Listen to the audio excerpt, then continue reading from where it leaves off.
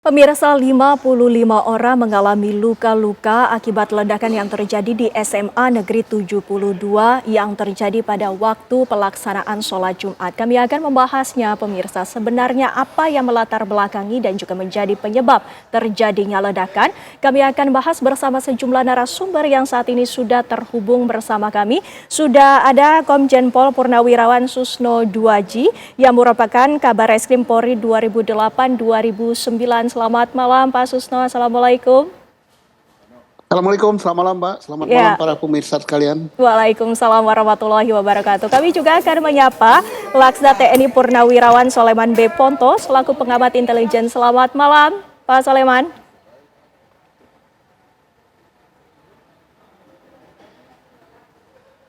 Pak Soleman bisa mendengar kami? Oh ya, selamat malam Mbak, selamat malam Pak Susno, selamat malam pemirsa sekalian. Selamat malam Pak Sulaiman, selamat malam. Ya. Malam.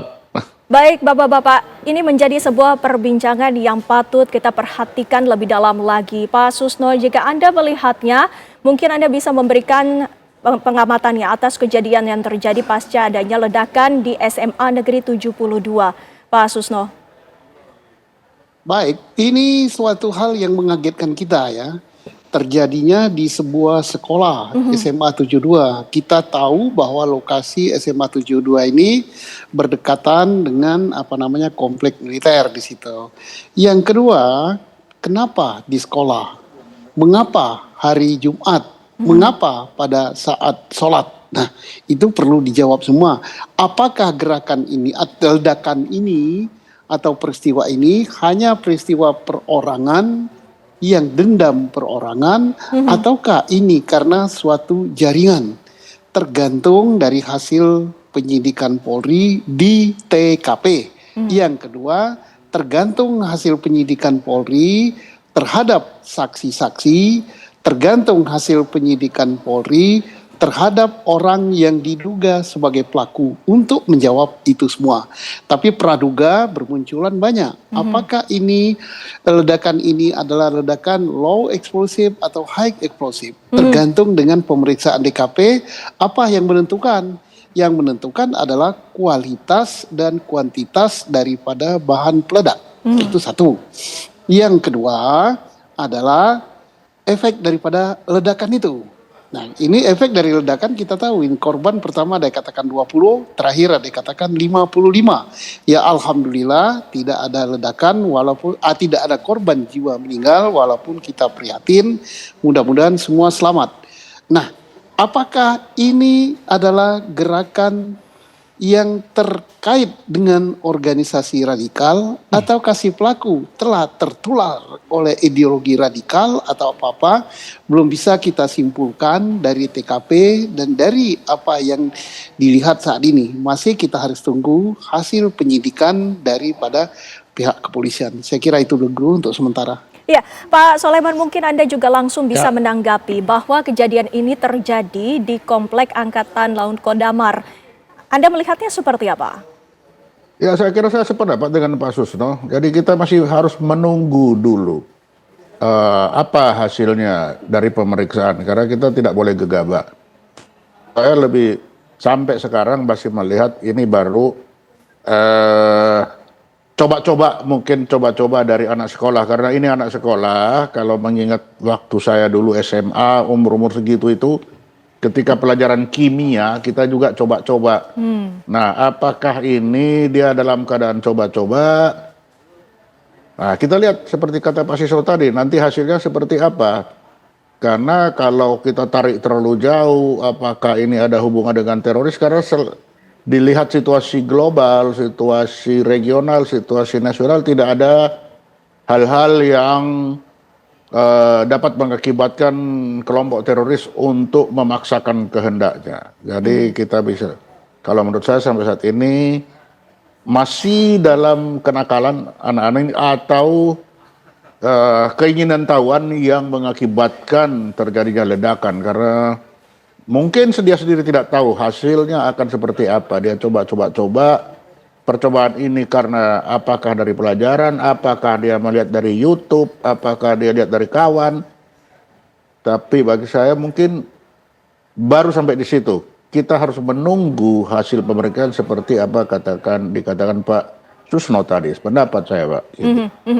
Baik, Pak Soleman, mungkin bisa disimpulkan bahwa ini tidak ada kaitannya dengan kelompok teroris, tapi apakah ini bisa dikategorikan sebagai upaya teror, Pak Soleman?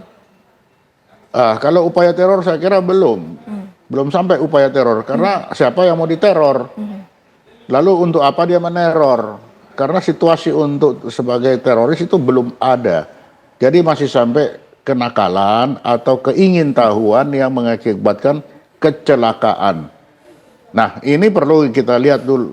Nanti selama akhir-akhir ini 3 bulan terakhir siapa temannya, kemana perginya, dalam pelajaran, terutama pelajaran kimia ya, apakah dia sering bertanya, apakah teman-temannya yang lain kalau lihat waktu-waktu kosong diisi dengan melihat apa di HP-nya, itu perlu pendalaman. Dari situ baru kita bisa tarik apakah ini terpapar dari kelompok teroris atau bukan.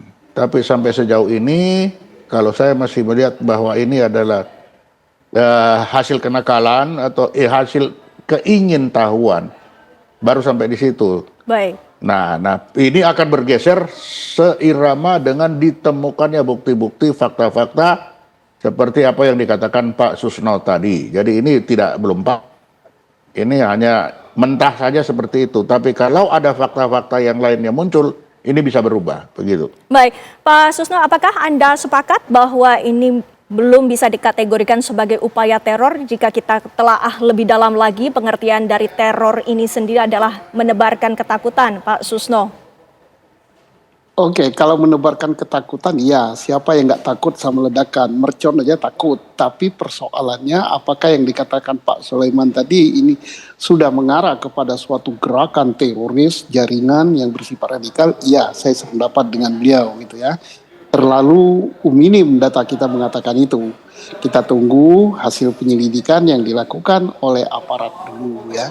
Kemudian betul sekali kalau memang sudah ada tersangkanya, kalau memang ya kita belum mendapat penjelasan resmi dari aparat. Kalau sudah ada tersangkanya perlu telisik gitu, ditelisik biodata daripada yang bersangkutan gitu. Apa iya memang dia sering ke tempat-tempat organisasi radikal, apa dia adalah seorang anak yang kreatif yang memang senang hobinya melakukan hal itu.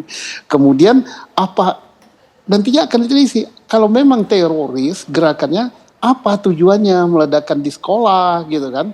Kalau biasanya meledakkan di sekolah, kalau pelakunya ada, ya pasti ada 2 kemungkinan. Identitas dia harus hilang, tidak ada yang tahu, walaupun kelak akan diketahui dengan penyelidikan.